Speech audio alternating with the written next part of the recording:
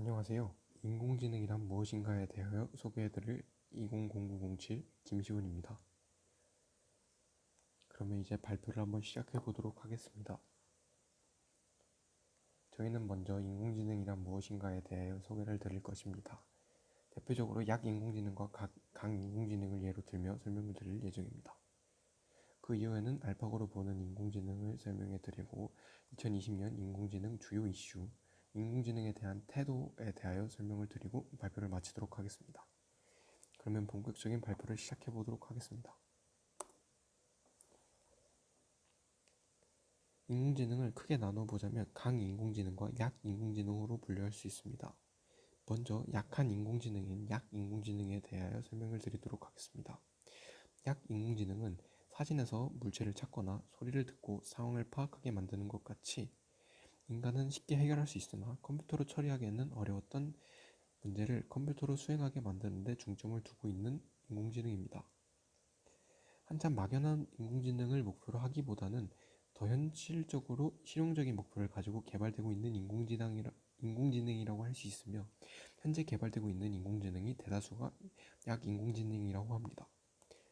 특정한 문제를 해결하는 도구로서 활용하는 경향이 매우 강하다고 합니다.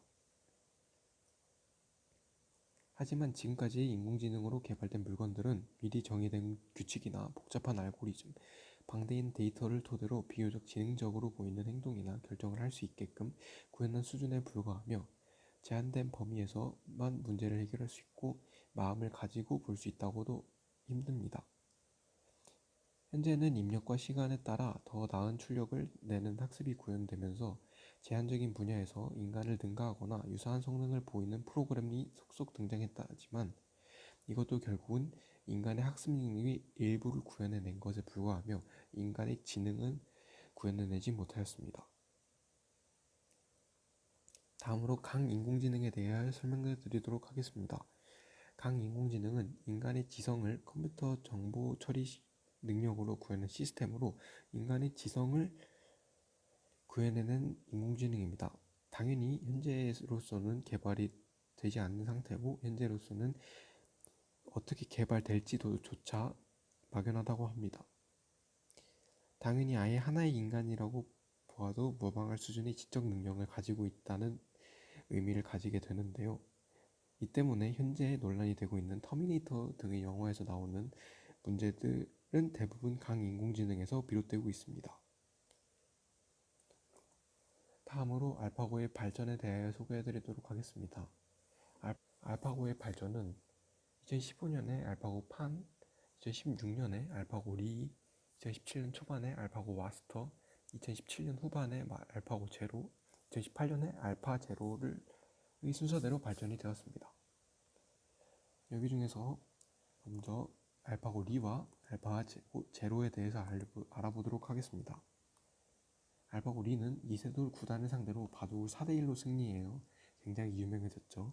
대국 당시에는 알파고 판에서 기계학습이 개선된 수준의 버전 8이라는 정도만 알려졌지만 2016년 5월 구글 I/O 2016 컨퍼런스에서 구글은 자체 개발한 애플리케이션 직접 회로인 TPU를 처음으로 소개하면서 이세돌 9단과 대국한 알파고는 TPU가 사용되었다고 설명하며 알파고라는 명칭을 공개하였습니다. 다음으로 알아보실 알파고 제로는 이세돌 9단을 4대1로 이긴 알파고 리를 상대로 100대1로 승리할 만큼 굉장한 발전을 거둔 인공지능입니다. 알파고 제로는 인간의 기보에 의존하는 지도학습 없이 바둑 규칙만으로 스스로를 학습하여 기력을 향상시킵니다. 학습 36시간 만에 알파고 리의 수준을 등가하였으며 72시간 만에 알파고 리와 대국에서 백승을 하는 동안 패하지 않았으며 40일 후 알파고 마스터와 대국에서는 81승 11패를 기록하였습니다. 이 기간 동안 알파고 제로는 2,900만 번의 자가 대국을 진행하였으며 학습을 하였습니다. 빅데이터 학습이 필요 없는 인공지능의 등장은 바둑과 달리 빅데이터의 확보가 어려워 인공지능을 활용하기 어려웠던 분야의 해결책을 제시하는 점에서 의미가 있다고 합니다. 다음으로 2020년에 이슈가 되었던 AI 토픽들에 대해서 말씀을 드리도록 하겠습니다. 먼저 AI를 활용한 난치병 치료가 있습니다. 그 이외에도 증강현실을 이용한 시력 보조 장치, 자율주행 자동차, 인공지능 CCTV, 인공지능 비서, 안면인식 프로그램 등이 있습니다. 그러면 이번에 모라벨의 역설에 대해서 소개해드리도록 하겠습니다. 모라벨의 역설은 천문학적 단위의 수를 계산하기는 쉽지만 사람이 무의식적으로 보고 느끼는 일상의 모든 행위가 컴퓨터에게는 어렵다는 말로, 현재의 인공지능, 정확히 말하자면 약인공지능을 표현하는데 굉장히 좋은 역설입니다. 저는 이번 발표를 준비하면서 강인공지능이 약인공지능과 같이 빠른 속도로 발전을 한다면 결국 나중에는 인간에게 해를 끼칠 수 있을 정도의 자가지능을 가질 수도 있다고 생각이 들었으며 조금의 걱정도 들었습니다. 이런 문제를 막기 위해서는 인간이 지금부터 열심히 노력을 하며 해결책을 마련해 나가야 된다고 생각합니다. 그럼 지금까지 저희 발표를 들어주셔서 감사합니다.